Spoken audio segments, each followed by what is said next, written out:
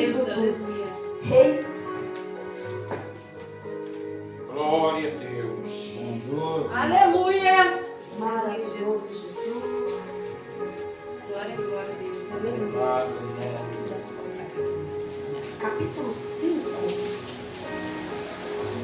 Uma palavra conhecida dos irmãos que gostam de ler a Bíblia, também conhecida pelos pregadores, muito falada, uma palavra muito falada, conhecida, mas eu creio que o Senhor Jesus tem algo especial para nós nesse texto, amém? Aleluia. Capítulo 5 do segundo livro dos Reis, versículo 1 em diante, vamos ler?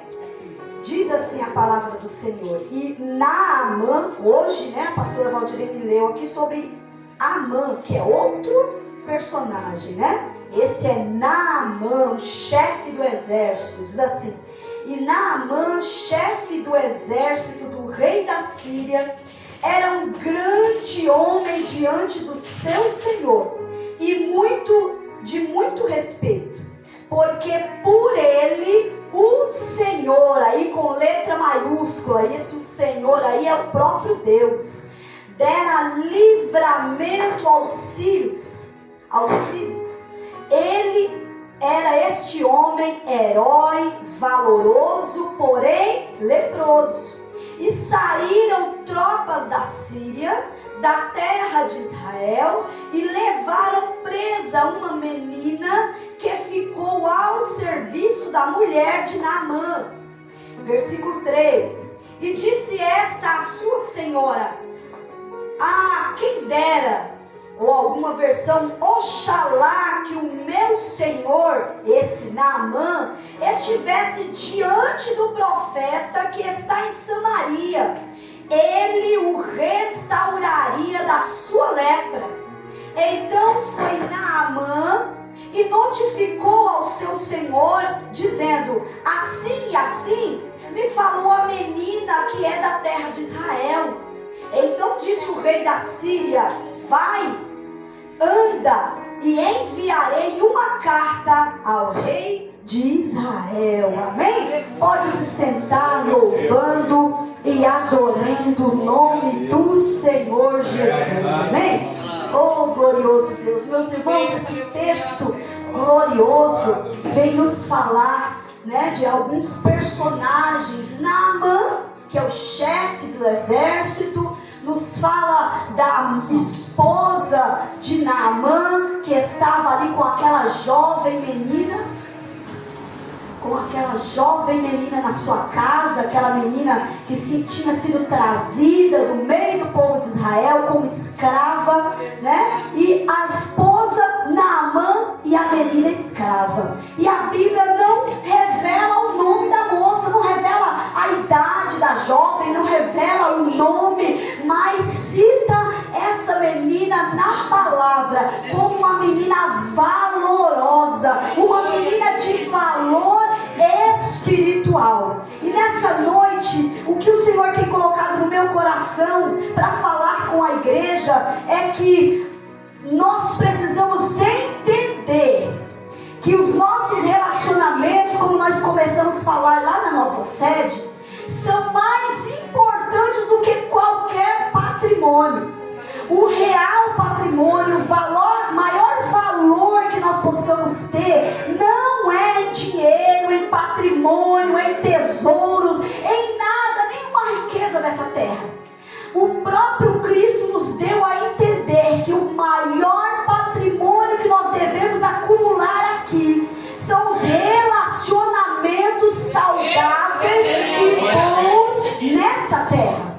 Porque quando alguém ganha o coração de alguém, esta pessoa nos abre os seus tesouros. Lucas 6,45 vai dizer que quando um homem bom abre o seu coração, ele tira do seu coração bons tesouros. Igualmente, um homem mau tira do seu coração coisas más. Porque aí Jesus vai terminar a frase dizendo: porque a boca fala o que o coração está cheio. Então nós temos que entender que para eu conseguir receber de alguém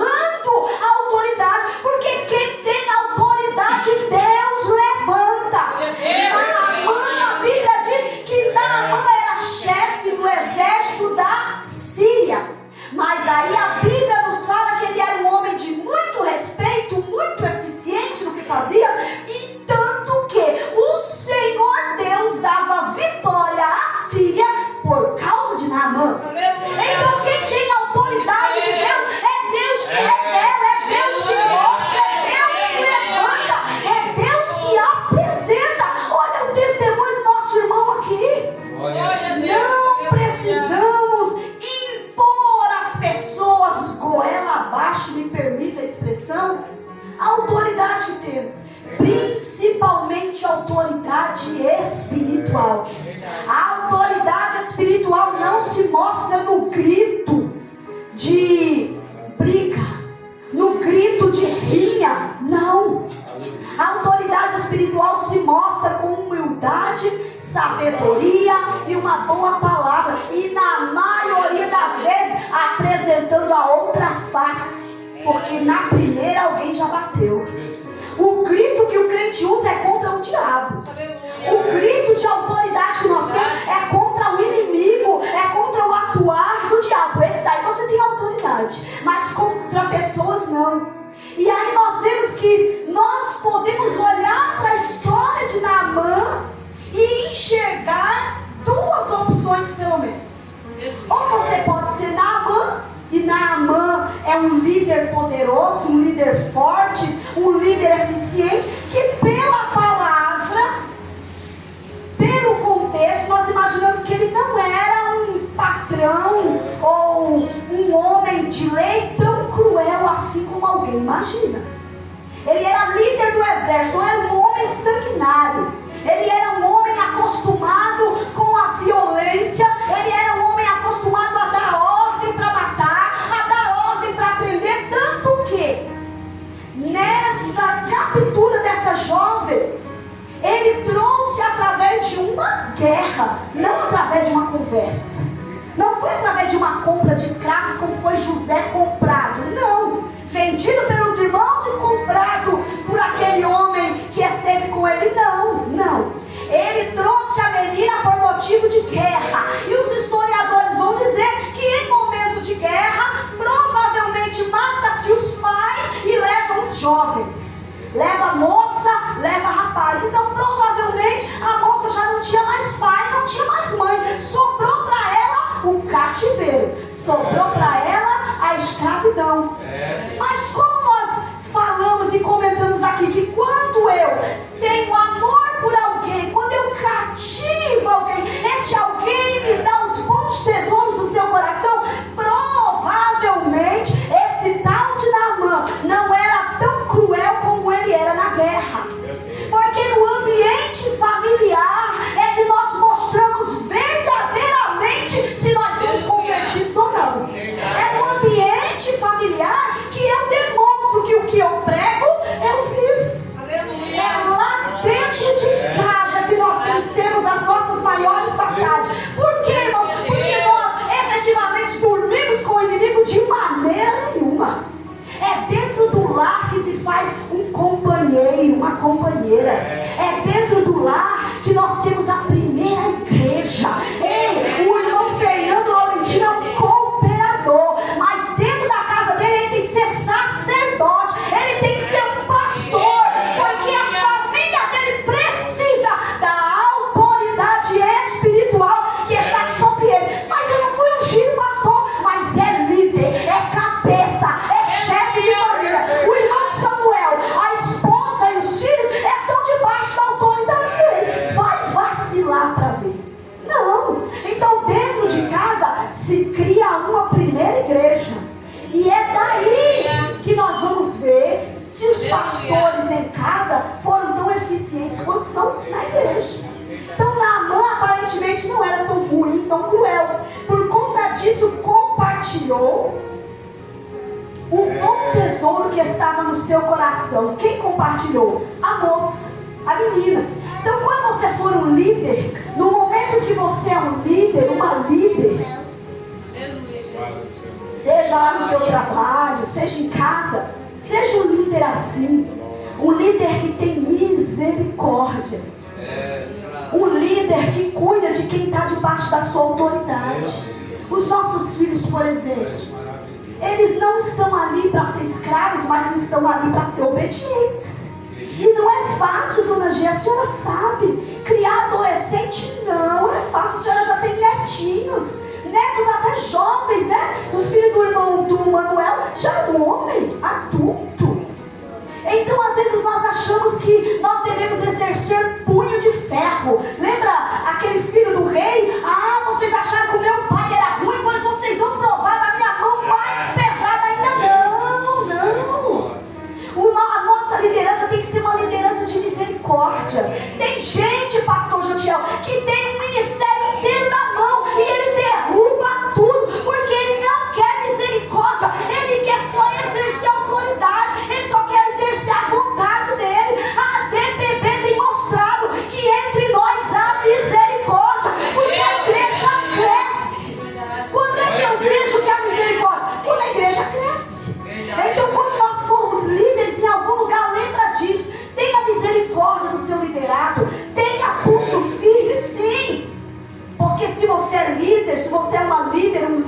você tem que ter também a porção de autoridade, mas não é com crueldade, porque você precisa ganhar. Nós falamos lá na sede, eu vou falar aqui também.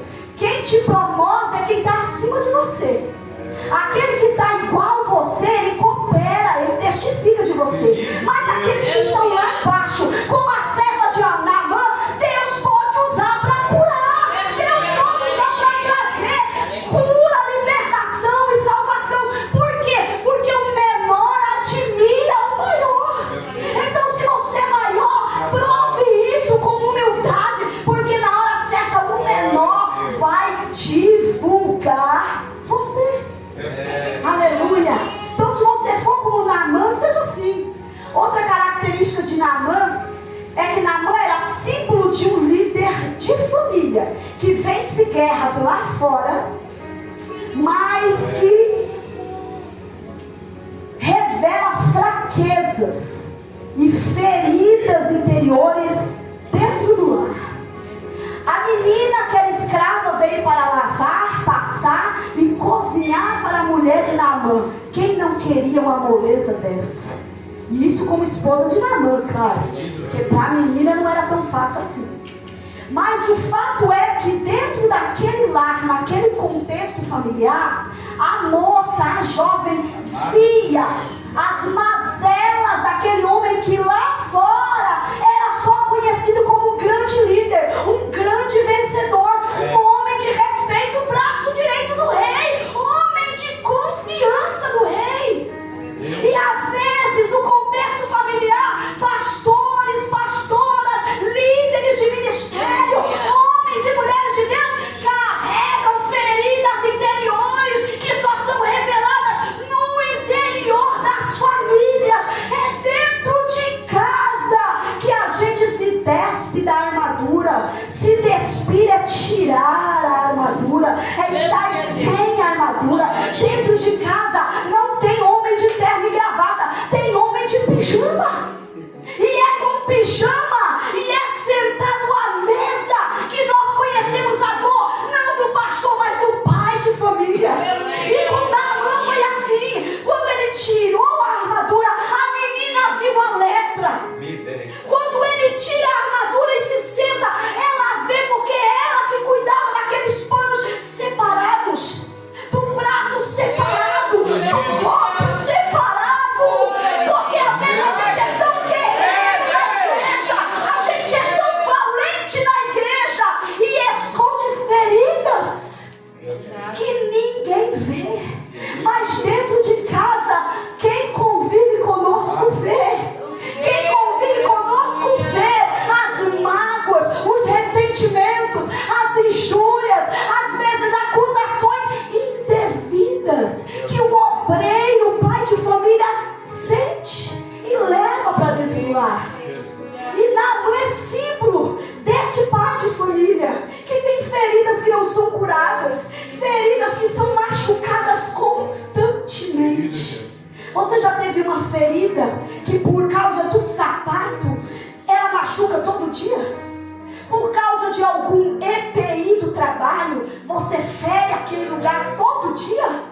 Você quase está sarando porque o final de semana chegou, sexta, sábado e domingo sem o sapato, mas na segunda você tem que calçar a galocha 7 léguas de novo, lá vai o calcanhar de novo, machuca outra vez. Então, se nós formos um homem como Naamã, grande líder, com misericórdia, ainda assim terão feridas que vão estar na tua vida, no teu coração, marcadas na tua alma. Mas o que eu quero dizer para você é que o nosso Deus, Ele sempre trará alguém ainda aqui de fora, como o irmão ministrou e profetizou aqui, para tratar as nossas feridas, para curar as nossas dores, para ser ponte, flecha para o milagre chegar.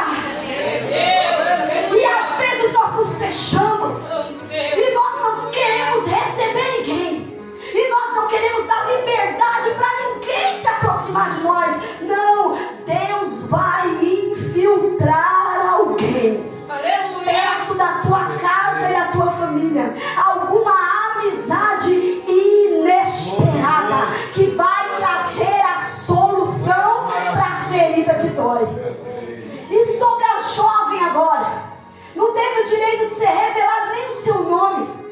Teve uma realização gloriosa naquela família e não revelaram sequer o seu nome. Sabe por quê?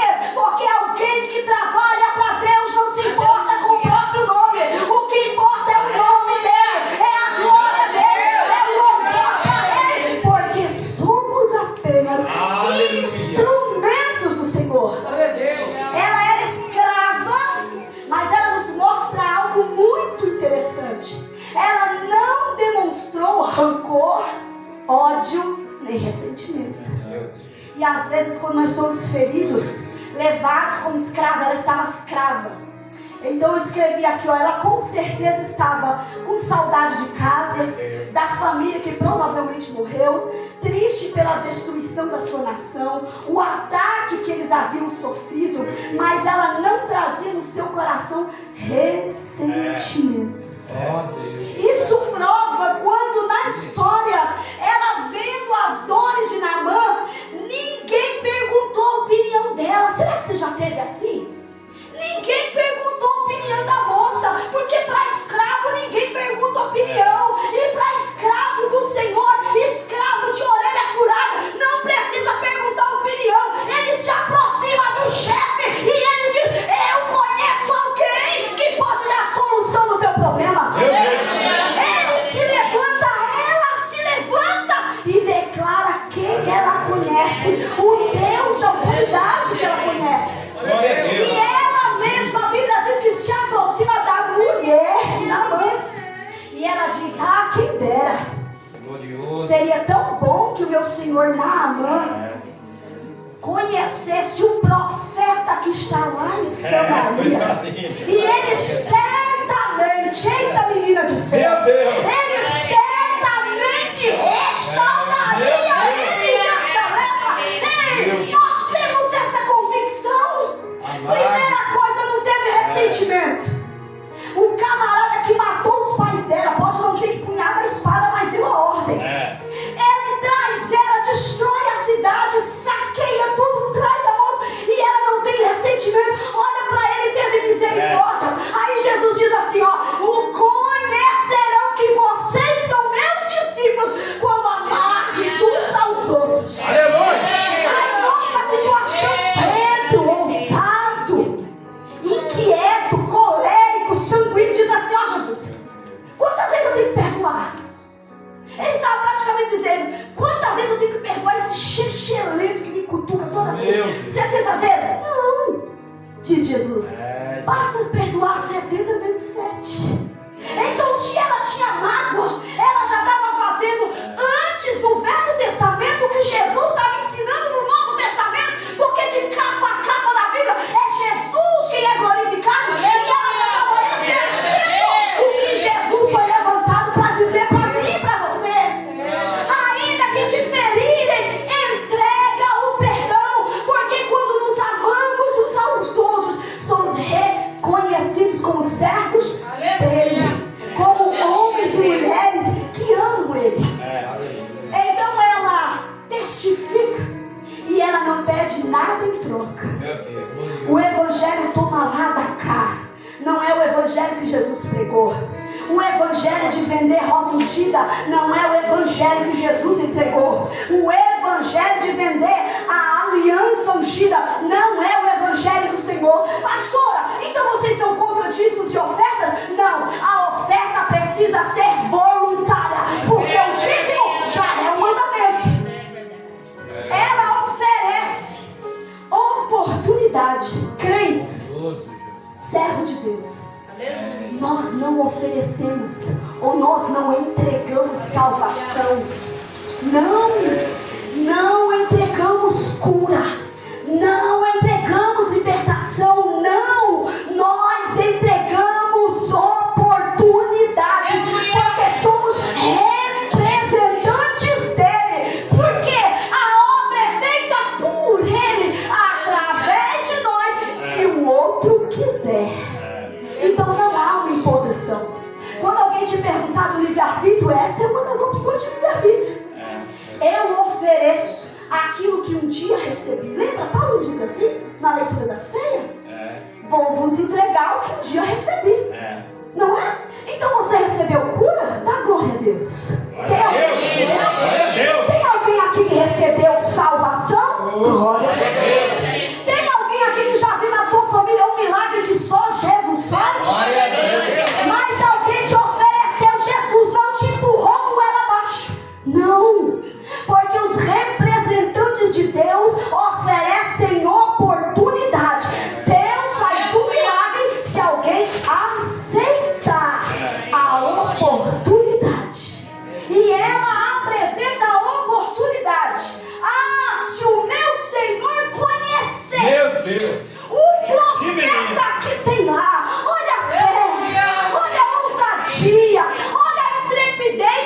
Então a tua intrepidez não está no pular, não está no falar línguas estranhas, está no oferecer algo que alguém não merece. Isso é graça, isso é graça, isso é misericórdia. E outra coisa, quando ela fala, quem dera, oxalá, que o meu senhor Naamã conhecesse um profeta, que ela estava se referindo a Eliseu, um profeta que está lá em Samaria. Ela não pede nada em troca, e ela também não tem rancor, por isso oferece coisas boas, bom tesouro do seu coração. E outra coisa, ela não compete, porque crente saudável não compete. Ele não compete para cantar, ele não compete para pregar, ele não compete para dirigir culto, ele não compete para fazer trabalho, ele não compete para ser pastor, ele não compete na convenção, ele não compete na conquista da alma, ele não compete.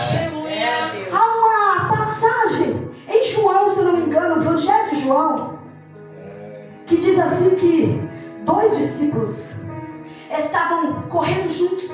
Por quê? Porque uma mulher vem com uma notícia dizendo: o meu Senhor já não está na tumba, a tumba está vazia, o meu Senhor Jesus não está lá, eu estive lá, está vazia, ele ressuscitou. Ela dá notícia para esses 2 discípulos, e eles, a Bíblia diz, e eles relatam, eles competiam e corriam um na frente do outro, mas eu cheguei primeiro. Mas quando eles veem Jesus, quando Jesus transforma eles, quando eles recebem o Espírito Santo com o batismo, através do ato de Pentecostes, no evento de Pentecostes, no capítulo de Atos, eles vão dizer: e eu e ele caminhávamos juntos até o templo, e eles olharam aquele homem e disseram: olha para nós. Ele já não diz: eu cheguei junto, eu cheguei primeiro, olha para mim. Não, lá atrás eu competia porque eu não tenho Espírito Santo, mas revestido do poder do dínamo de Deus, eu não tenho competição. Eu junto-me com meu irmão e vou dizer ao paralítico: olha para nós. Aleluia. E a cura chega, e o milagre acontece, e a salvação é revelada. Então, para terminar, ela não competiu, ela entregou a mensagem. É o profeta quem cura, é o profeta quem faz. Aleluia. E quem disse para aquela moça interceder? Quem é que pediu opinião? Quem é que disse para ela: vai lá e dá uma palavra, ei, vai lá dar um abraço nele, ei, vai lá, canta o hino? Não, sabe quem disse para ela falar? Não é porque ela era enxerida, era a conexão que ela tinha com Deus, era o conhecimento que ela tinha de Deus, e esse conhecimento veio de dentro de casa, esse conhecimento veio do seio da família que a criou até aquela idade, provavelmente de 16 anos, entre 13 e 16 anos, ela conviveu na casa onde adoravam a Deus, ela conviveu na casa onde oravam a Deus, ela conviveu na casa onde a lei era a lei de Deus, e mesmo em dificuldade escravidão, o que ela entrega? A lei de Deus, milagre de Deus, glórias para Deus. É muito maravilhoso, é muito bom ser ministrado por alguém que sabe pregar, como a pastora Valdirene, pastor Jotiel, a pastora André. Meu Deus, pastor Josiel, é bom demais você sentar para ouvir homens e mulheres como essas aqui, que sabem pregar. Me perdoa, viu, pastora Valdirene, mas eu comentei com o pastor Josiel. Porque a palavra certamente seria de fogo. Isso eu não tenho dúvida. Falei para o pastor Gisele, pastora Valdinha está abrindo muito mão de oportunidade, que quem tem que fazer isso é ela, porque ela sabe. Passa a vez para quem não sabe não, pastor. Passa lá. Mas enfim, quando nós sentamos para ouvir alguém que sabe pregar, é bom, é gostoso. É bom nós termos um profeta na casa de Deus, usado em profecia, em línguas, em dons de curar. É muito bom, muito bom. É maravilhoso você receber a oração daquela irmãzinha do coque, amorosa, cheia de Deus, daquele homem cheio de autoridade. Mas não existe nada que se compare a você ter contato e ser ministrado pelo próprio Deus. Não há outra coisa melhor do que você sentir Deus falar com você, como aquela moça sentiu Deus falar com ela.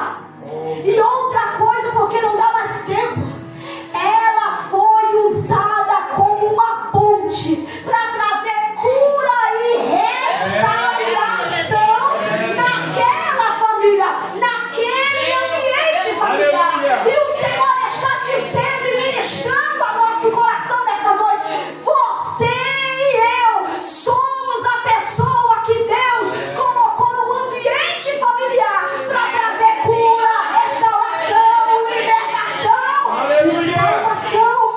Você tem autoridade da parte de Deus. Guarde a conexão com o Altíssimo, guarde a conexão com o Eterno. Não abra mão, não terceirize a sua adoração. Aqueles homens que vendiam pombos e animais para o sacrifício na frente do templo, para que os judeus chegassem e não tivessem sequer o trabalho de preparar um cordeiro, não tivesse trabalho de preparar um pombinho, não tivesse a dor de cabeça de trazer um animal na viagem. Tinha os vendedores, vendia pombo, era carneiro, era todo tipo de animal para ser sacrificado. Quando Jesus chega naquele ambiente, ele joga a mesa para cima, porque a mesa que nós servimos para Deus tem que ser de adoração. A mesa que nós servimos para Deus tem duas opções: ou ele queima com fogo assim do holocausto, ou ele vira. Qual é a atitude de Jesus mediante o nosso culto, o seu culto, o meu culto? Meu Deus. Ele pode aceitar ou pode virar na mesa. E naquela ocasião a Bíblia diz que Jesus virou a mesa. Ou seja, ele foi contra quem vendia, mas também estava contra quem comprava. Então quando eu vendo uma unção que vai mudar a sua vida sem precisar você mudar de vida, mentira, estou terceirizando. Meu Deus. Se eu disser para você, venha para a minha igreja, porque Deus vai mudar a sua vida, mas não precisa você mudar não, porque Deus te aceita como você é, e o que Ele quer é só o coração. Mentira. Isso não é verdade. Eu estou terceirizando. Eu estou fazendo por você o que é para você fazer. Mas em contrapartida, quando como crente, falo assim, vou só na campanha, porque só na campanha que Deus faz. Eu vou só no dia que o pastor Tiel pregar, porque só o pastor Tiel que é usado. Eu também estou terceirizando a adoração que é minha, porque eu preciso preparar o meu culto todo dia. Você está preparando hoje o culto de amanhã, você está preparando depois o culto da quarta-feira, e depois o culto da ceia, e depois o outro culto, e assim por diante. Então o que a palavra do Senhor vem nos dizer é isso: Deus vai entregar autoridade nas mãos de crente. Você recebe, você crê, mas você precisa usar a palavra para que as pessoas que estão debaixo da sua autoridade, seja filho, seja neto, seja funcionário, recebam misericórdia. Ainda que você ainda não seja um líder, esteja como funcionário, seja um funcionário que aprendeu a entregar o Deus que você serve de verdade, para que pessoas sejam libertas de verdade. Não haverá e não deve haver competição no nosso coração, porque nós não realizamos obras. Tem gente por aí dizendo, é o crente que faz, o crente é criador. Não, nós somos co-criadores em Cristo, porque somos apenas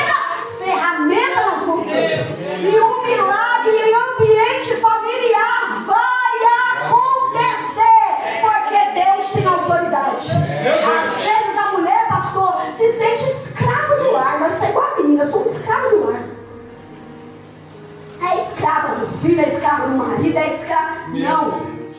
Mesmo que a gente se sentiu assim um dia, o Senhor está dizendo: você não é escrava do lar, nem escravo do lar. Não. Você é servo no lar, você é servo na igreja, você é servo no trabalho. E servo, ele oferece boas coisas, mas ele recebe recompensa. Porque como o nosso pastor ensina, Deus não deve nada a ninguém. E quem trabalhar para Deus vai receber. Mas para isso, o essencial, o primordial na sua vida não é a quantidade de horas com o joelho no chão, não é o cabelo encostando no chão, não é a saia varrendo o piso da igreja, não. Tudo isso, se você gostar, é bom, é bonito, faz diferença. Mas o que interessa é a conexão verdadeira da sua alma com Deus. Porque através de nós, Deus faz milagre. E nós oferecemos a oportunidade. E oramos, intercedemos para que essa pessoa, como disse a menina, quem dera meu Senhor fosse. Ele foi. E ele recebeu o milagre, mesmo sem gostar da ordem que recebeu. Mergulha 7 vezes no Jordão. Ele pensava outra coisa, não importa. Mas ele obedeceu o que foi mandado. E através da obediência, recebeu a cura. E não só a cura. A Bíblia diz que se converteu ao Rei dos Reis e Senhor dos Senhores. Aleluia. A cura chega para que a salvação chegue junto. É combo. A libertação chega para a salvação chegar junto. É compra casada. Então não existe isso. Eu vou vir, vou ser curado, vou ser liberto, minha empresa